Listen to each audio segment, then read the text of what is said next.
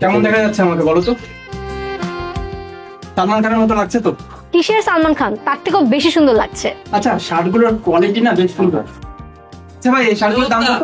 500 টাকা স্যার। কি করে সুন্দর কোয়ালিটির শার্ট মাত্র 500 টাকা? আচ্ছা আফরিন, আমি বলি কি, আমি আরো 2-3টা শার্ট নিয়ে নিই, কি বলো?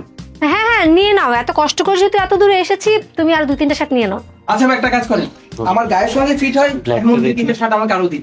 আচ্ছা,